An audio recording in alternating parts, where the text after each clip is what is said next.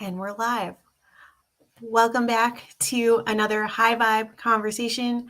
I'm your host, Shel Shapiro, and today we are talking about building resiliency. But before we get into that, I want to take a moment to introduce my other fellow high vibe women. With me today are Linda Vetrus Nichols, Stina Marie, Dorit Carlson, and Jenny Langren. And if you've been here before, we would like to thank you for joining us for this high vibe conversation. We remind you that this is a safe space and invite you to share with us as we talk through our life lessons and hold space for you to work through yours. And as something that we are now offering, if you'd like to continue the conversation with us and have a high vibe conversation of our own, you can feel free to book a conversation with one of us using this link. You will find all of our booking links here, and we would love to have these high vibe conversations with you. So today we'll be talking about building resiliency. Now, if you've navigated this in some way, shape, or form, please feel free to pop your thoughts into the comments, and we will try to touch on those throughout the live and the replay as well. But for now, we will give you our own insights into this. Linda, I'm going to kick off this conversation with you because you shared a brilliant building resiliency post with us this morning in our private group. Do you want to talk a little bit more about that and how that relates to building resiliency? No, because I don't remember what I shared. Or jump in anywhere that feels good. I can come in as a special ed teacher. How's that?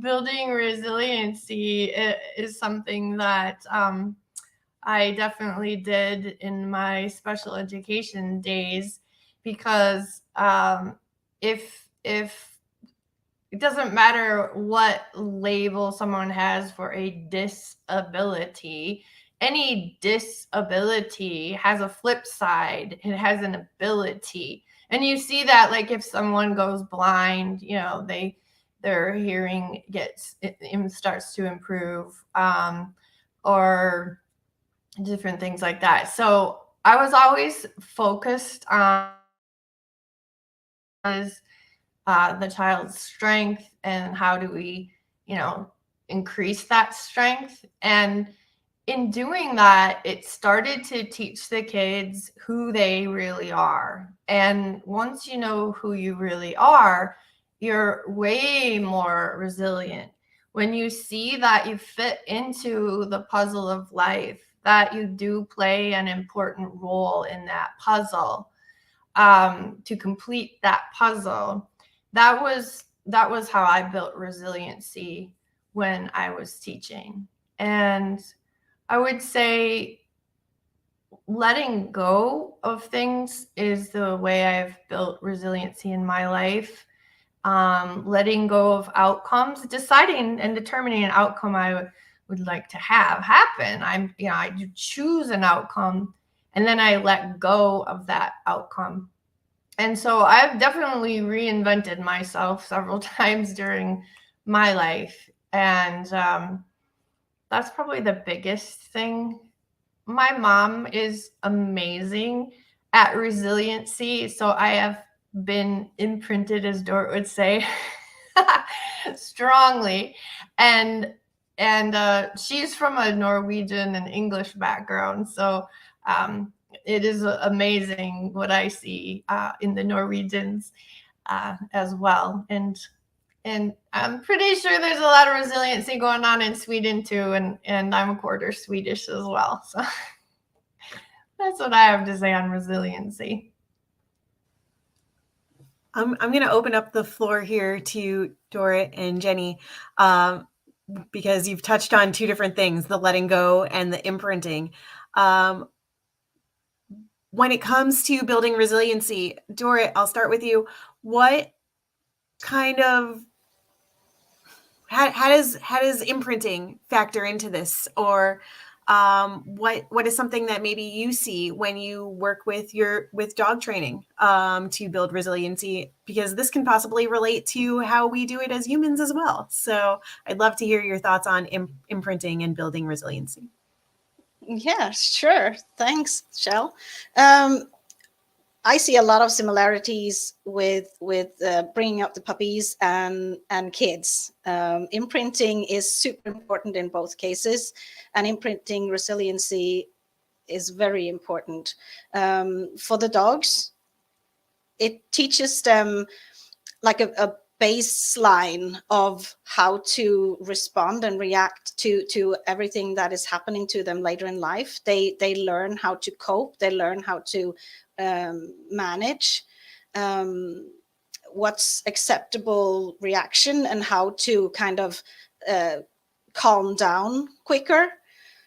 Things like that is super helpful for a pet owner in different situations, because a dog that hasn't been properly imprinted, I've experienced that myself, and that was super stressful, both for me to try to manage the dog, but it was heartbreaking to watch the dog not being able to manage the situations, no control over her feelings. She was so scared, and like from what we call normal things, like a tractor driving by, that would nearly send her climbing up a tree. She was super scared. A plastic bag blowing in the wind would send her spinning around in circles in fear. So she had no resilience whatsoever, and it took me forever to calm her down and try to kind of get her to bounce back, so to speak. And with the kids too, I mean, they have all kinds of situations. Like one of my kids were bullied at school, and trying to meet her with empathy, trying to explain, help her see the other side, of course, because some things have always two sides, and help her just get a bigger picture. Not that I'm saying her experience is less, but I just want her to see the bigger picture and understand why people might do something like that, and also help them laugh at situations and laugh at themselves, and not take things so seriously, because just having that humor can take the edge off, and make things easier to deal with. Yeah. I like how you said the bigger picture. Reminds me of church camp, where one of the pastors took one of my friends up to the top of a really high hill because she was really struggling, and she was surprised. And so they had a discussion about, when you go back, you go up to get away from it and pull in kind of that bigger picture. And that really helped her so much with her resiliency. It was one of those like life lessons that she applied for the rest of her life. I thought that was very cool. Yeah, I can really see that, and I think it's important for children to not just see to the tip of their nose, to learn how to kind of include many factors in what the experience is, not just this one hurt me, or this one said that. Yeah, but why? What triggered it? What happened? What was the other person feeling at the time? What happened before that? Did something happen that triggered this person to say this to you?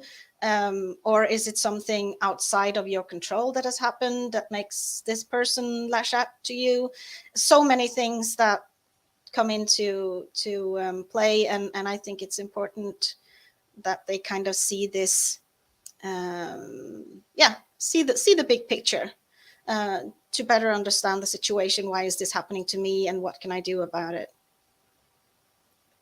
Something that you've touched on, and I think it's a brilliant way to connect it to something that you talk about quite often, which is the little things that matter.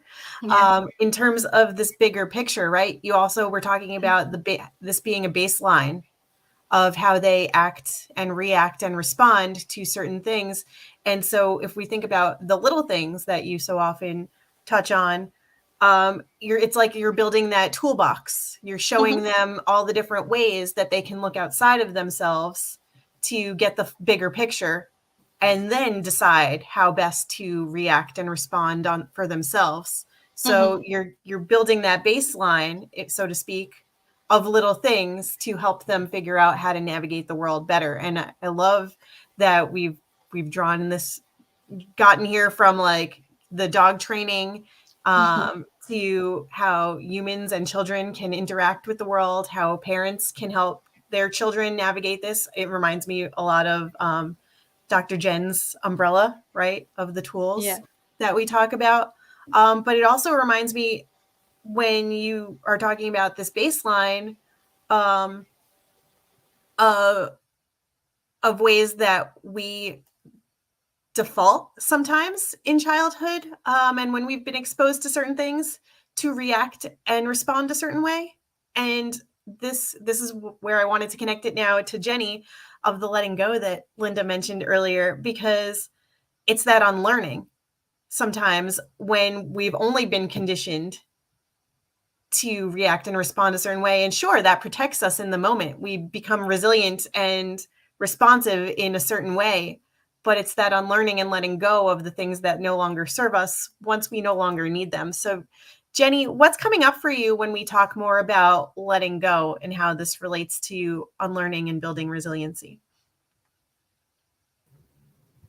Thank you. For me, resilience is my ability to adapt to my surroundings. And when I struggle letting go of the things that I cannot control, I am constantly trying to control them instead of being present with my own choices.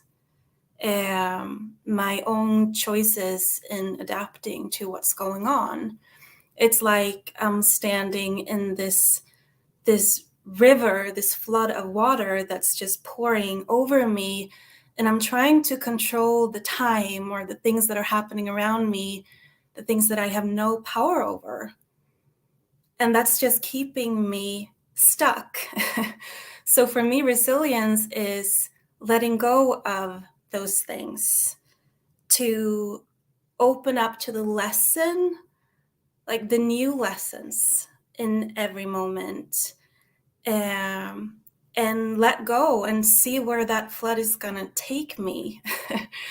So resilience to me is, instead of finding my sense of security in imagining that I can control what I cannot control, it's about finding that sense of security and safety in knowing myself, an inward trust that I will develop the tools necessary to handle change, to handle the new, and grow through those situations. So it's opening up to the new lesson in every moment. That's really well said, Jenny. As you're talking about the letting go and opening yourself up to the new lessons, it's reminding me of conversations that I frequently have with my clients when they come to me and they're stuck, right? We're talking about this stuck and not being able to move forward because, as you mentioned, when in moments when you're trying to regain control or let go of the control, you end up trying to control everything. Well, clients often tell me, I don't know what I'm doing wrong. And then they're so overwhelmed and in feeling like they have that lack of control that they try to control everything by doing nothing. Well, now I'm at a complete standstill. And so when I work with clients, I'm reminded to and encouraging them to build resiliency by reframing that conversation. And I often will say something along the lines of, well, if you don't think you're doing anything right, let's talk about all the things that you are doing right. And I flip it on its head, right? I flip that narrative. And I do that for myself too, quite often. As last week I was sick. And I was sick, probably one, because everybody else around me was sick, but I was sick because I was trying to control the outcome of my birthday. Right? And I had all these expectations of how my birthday should look and feel and what I wanted to do. And then one by one, everything started falling apart. And instead of just letting it be, I tried to over control the situation. And I was so in my head that I was like, all right, what do I know to be true about myself? And I tried to flip that conversation on its head after punching things on my own in a safe place, and letting out that tension, if you will. I also played like a child. But after all that, I tried to tap back into myself like I do with clients and say, what do I know to be true right now?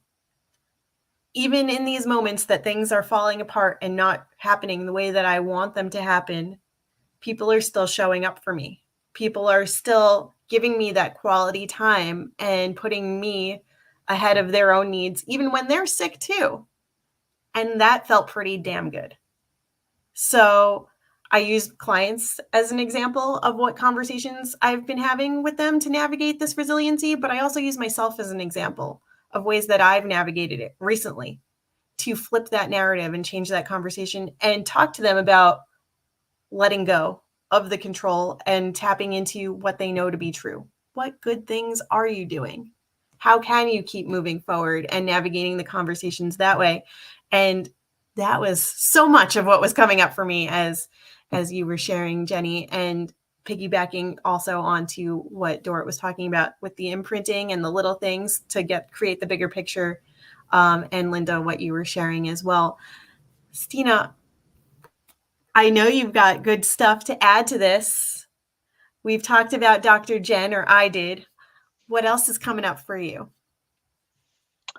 Okay, so my notes are I had a couple of like examples or stories come up for me, like experiences I've had that I think are really like representative of resiliency. The most recent thing was I went to my 9-year-old's piano recital, and what they did was they would have like 4 or 5 kids on stage at once, and each kid would play like a 30-second piece. They were very short little piano pieces.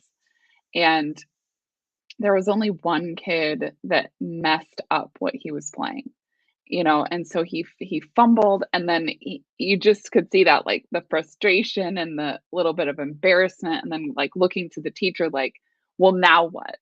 He just had that kind of just wanted to throw up his hands, and she's like, you can start over, keep going.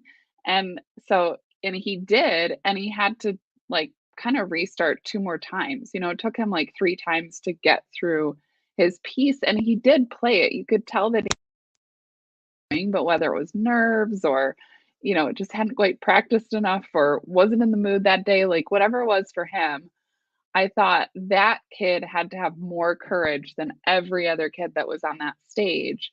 And I watched for him afterwards because I wanted to tell him like, hey, that took a lot of courage, like really nice job, like sticking with it and getting your song played. I didn't get to do that, but like I just noticed that. And like, I think that those moments are the ones that like kind of make or break you. Are you going to keep going or not? Um, and the other thing I thought about was being on the high ropes course when I was in, I can't remember if it was middle school or early high school. We did a high ropes course as like a team building thing. And, when you get up on the high ropes course, like your brain tells you you are going to fall to your death. Like that is what is happening because you are going to be on a tightrope and you're just going to eat dirt, like that's the only option. But you have a harness on that is rated for like 500 pounds. So there's like no way that you're going to fall down that far down. And I remember like the nerves of that experience, and then the first fall when I felt the harness, go taut from my weight, and that was as far as I was gonna go, and you could like swing. You could just swing from the harness, that's what it's there for, is to catch you. And then I was like fearless. Then I was just like, whatever, I can fall as many times as I need to fall. Like, it's not a big deal. I just get back on the ropes course. And it made it so much more fun because I wasn't in that state of, oh my God, if I fall, I will die. And and so what I've seen in my own life is that when you don't take a risk, when you don't experiment, when you don't try something that's a little bit outside of your comfort zone or what you can tolerate in your nervous system, like if you don't go a little bit farther, you never fall and see that you can trust yourself, that you can get back on course, that you can pick yourself up. And I have had a lot of experiences of having all of my accomplishments really praised, but not having someone to normalize my failures or my mistakes or, the things that I was learning, to say it's totally normal to not do this well. And it's totally normal to feel this way. And then to help me to like use that in a productive way. Something I've had to learn more on my own. Did you have something to add to that, Linda? Yes. Okay. When I was growing up, we used to play the what if game. My mom would instigate this game called What If, and that built a lot of resiliency. I never thought about that. And then Stina, I know, I've hung with you through quite a bit of your journey these past years, and I know you do that. Like, you got to that point of like, okay, well, what if what I'm fearing the most actually happened? What if? And that just came up. It's like, yes, what if? Even just to play it as a game with your kids is a great way to build resiliency and to get yourself through things when, you're getting stalled out. Mhm. Yeah, and so there's just one more thing I was going to share about like your actual nervous system resiliency, because when I learned, it's called the emotion code, is or emotional kinesiology technique. And what I thought was really interesting was that there was this list of emotions that you could identify that someone was holding on to. And one of them was overjoyed. So we think about being overwhelmed, or we think about being anxious or angry or depressed. We don't always think about what it takes to feel this an immense positive experience. So even when you win a championship game, like that can be just as disorienting as a really like negative experience, because we don't always have the tolerance in our nervous system to process what's happening as fast as it's coming at us. And so having the ability to reflect and process and integrate our experiences, whether they're positive or negative experiences, um, really contributes to that. And the example that I thought about, and I'll just ask you all to do this with me. If you take your forearm, you don't have to show us your forearm, but just on your forearm, if you brush down your arm really fast, and you kind of like don't even really feel it, right? Like it's just a really fast touch. And then if you start here and you very slowly touch down your arm, and the experience of that touch completely changes. Now you feel your arm and your hand and the texture and the little hairs and the softness and the warmth and all of that. So when we're having experiences in our life, sometimes they happen that fast, and you don't feel any of it. Like it's almost like what just happened. And when you can slow it down and actually like be in the experience, it changes the way that your nervous system can process and feel and hold that memory. And I thought it was really interesting that I thought about this a lot about the speed of touch. And then I read an article that said that when monkeys groom each other, they actually have an optimal speed that they move at. And it is kind of a slow, methodical touch. So, the way that we're meant to have input coming in on a regular basis is not at hyper speed, whether it's good things happening or not so good things happening. So just something else to kind of like keep in mind with resilience is also just the pace that you set for yourself to build up that tolerance, because it's not all just go go go and try to like make it through things to be resilient, but slowing down is part of being or building resilience as well.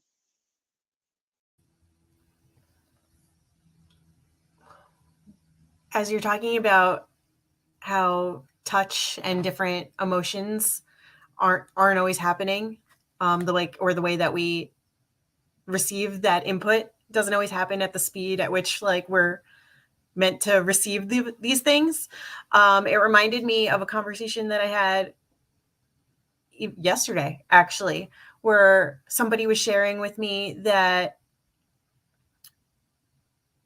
not necessarily about our interactions, but in general, like when you're having a conversation with somebody, or if you're in the mix with multiple people at once, sometimes we try to match that energy. We try to match and mirror what somebody else is presenting towards us. So like if I'll use myself as an example, was really like excited and could see like how, that you were going to make so much progress on this call, and I could see all these good things that were going to happen for you, but you couldn't yet see it for yourself. But let's say you latched onto that energy, and now you're mirroring that on a call, right? And you're like, oh yes, I can see it. Like I'm feeling really good about it. And by the end, even if you were like not really sure if you were really feeling it, but you're going along with it because it feels good. You like when somebody's hyping you up, right? Now at the end of that call, you crash, or like you take time to really slow down and process. And tomorrow morning you're back to like, well, I don't know if this actually feels good, or you're back to feeling like not great about yourself because you weren't fully there. You were just mirroring it to like try to get there. So I say all that to piggyback on what you were sharing, Stina, about things not always happening at the speed at which we're ready for. Sometimes you want to be feeling really good and you are trying to get there. And as much as you do it, you're still pushing yourself too far. But if you can do it and slow down and do it in smaller increments, or even take time for yourself after that call, be like, yeah, I really like the way that felt, but I'm not there yet. And you can recognize where you're actually at. And then if it's still where you want to be, then we can find ways to make up that difference. Like what little steps can we take to get you to feeling that naturally, so that it doesn't feel like you're having to mirror my energy or somebody else's. And again, I use myself as an example because I was actively talking about this with somebody yesterday, and we used me as an example to replicate this. But this could happen in so many other ways. And you're talking about being overjoyed. And so that's a great example because I feel like I'm always everybody's hype woman, right? But you might not be there yet, and that's okay. So building that resiliency can look however it needs to look for you. And to Jenny's point of letting go and slowing down and reconnecting with yourself, we can really like build something together that you feel good about. Jenny, what do you got? What's coming in for me as both you, Shell, and Stina are sharing is the trust. Like Stina trusting your gear, and for you, Shell, like trusting the lesson and trusting what happens when we accept ourselves in this moment, in this moment, in this moment. it's trusting the process. And once we start trusting, there's such peace in whatever comes along. So that's what's coming in for me. Trusting the process. Linda, you mentioned, and then I'll wrap this up with a nice little bow. Linda, you mentioned that your mom used to do that exercise, with the what ifs. Have you guys ever watched the show This Is Us? Well, they sometimes play that game of like, what's the worst case scenario? And they talk through all the things that could possibly go wrong and like what the worst outcome would be. And it's kind of the same in that regard of like, all right, if this is the worst possible thing that we could think that could happen from this, how do we work backwards to not to control the situation and make sure that that doesn't happen, but now you're better prepared if that were to happen. And that builds resiliency because it's like that mental toughness and grit. So you're not completely blindsided by it because you've looked outside of yourself to see all the different possibilities of what can happen. But I recognize that this could also put you in a possible state of like always being like hyper sensitive to all the different variables and situations. And I'm not suggesting that we go there today on that because that's another rabbit hole. But like looking outside yourself in order to recognize what's true for you is sometimes the best way to build resiliency. So I love what you've all shared today on that. One of the things I remember, again, in high school, it was like an activity we did in the class, is, kind of like if you were king of the world, if you were queen of the world, what would your world look like? And then taking your world and seeing how your world would impact this industry and this industry and this group of people and your family, yourself. It was fascinating. It was very much like a creative thinking kind of exercise. And in doing that, that builds resiliency because then when things change, you're not quite as surprised that, the ripple effect of the change that you're going through. So I appreciated that game as well. So now we can play a game all day long and play the what if scenario, and we can do the exercise that Stina showed us to see what things feel like and notice them in our body and how we actually want to receive information. What are you guys doing on your end at home to build resiliency for yourselves? If this is a conversation that you want to continue with us, we invite you to join us. Here's where you can book us to access each of our links. We would love to have more of these high vibe conversations with you. And until then, we'll be back next week for another high vibe conversation. Remember, this is a safe space, and we invite you to share inside the conversation, outside the conversation, and any platform that you can find us on. So until next time, we'll say bye for now.